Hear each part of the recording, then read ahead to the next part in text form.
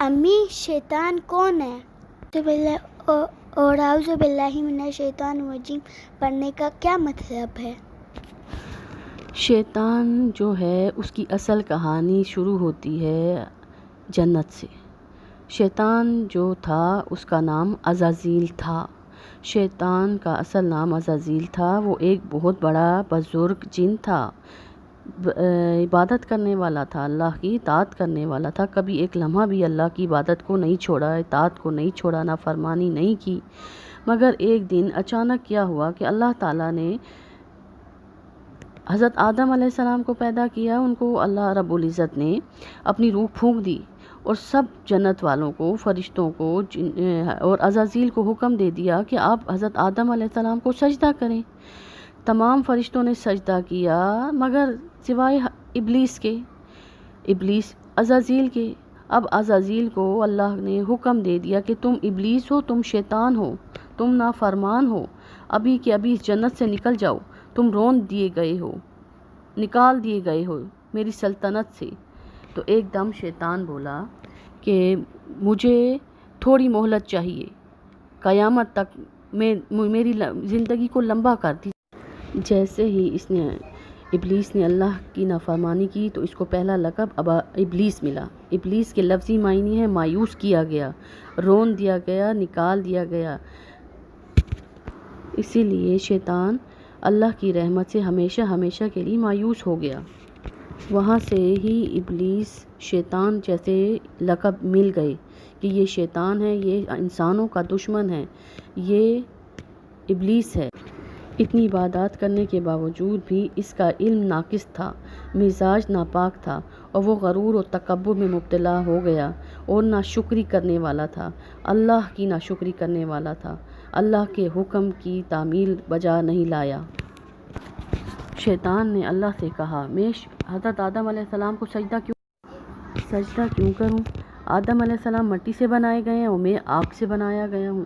اسی وقت اللہ تعالیٰ نے فرمایا کہ نکل جا میری سلطنت سے، تو اپنے غرور و تکبر کے ساتھ اس جنت میں نہیں رہ سکتا۔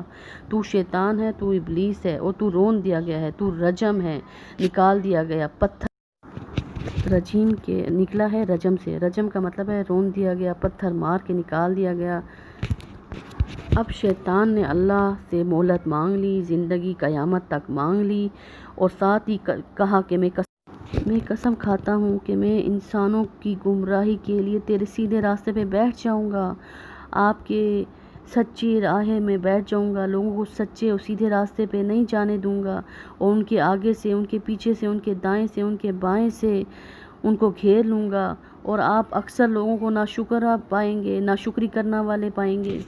میں انسانوں کے لیے گناہ کو خوشنما بنا دوں گا، لوگ گناہ کریں گے خوشی۔ پھر اللہ تعالیٰ نے فرمایا کہ جو بھی تمہارا کہا مانے گا میں ان کو اور تم کو اور ان تمام لوگوں کو جہنم سے بھر دوں گا، اور جو انسان بھی تیرا کہا مانے گا وہ جہنم کا حقدار بن جائے گا۔ شیطان نے پھر کہا میں ان سب لوگوں کو بہکا دوں گا، گمراہ کر دوں گا، شک میں ڈال دوں گا، ناشکرا بنا دوں گا، مگر ان لوگوں کو نہیں جو تمہارے مخلص ہوں گے۔ اس لیے شیطان ہمیشہ سے انسان کا دشمن ہے، اس کو جہنم تک لے جانے کے لیے ہر طرح کی کوشش میں لگا ہوا ہے۔ مگر اللہ کریم نے ہمیں حضرت محمد مصطفیٰ صلی اللہ علیہ وسلم کے ذریعے اور قرآن مجید کے ذریعے، حدیث پاک کے ذریعے حضرت محمد مصطفیٰ صلی اللہ علیہ وآلہ وسلم نے ایسی آیتیں بتا دی ہیں جن کو پڑھنے سے شیطان کے فتنے سے اور اس کی گمراہی سے، اس کا حکم ماننے سے ہم بچ سکتے ہیں۔ ہمارا سب سے بڑا دشمن شیطان ہے۔ امی یہ شیطان تو ہماری زندگی کو جہنم بنا رہا ہے۔ امی آپ ہمیں وہ آیات بتائیے جس کو پڑھ کر اس دنیا میں شیطان کی گمراہی سے بچ سکے۔ جی بیٹا، انشاءاللہ میں ضرور آپ کو بتاؤں گی کل۔ آپ ان آیات کو یاد کر لیجئے گا۔ اللہ کریم ہم تمام دنیا کے مسلمانوں کو ان آیات کو یاد کرنے کی توفیق عطا فرمائے۔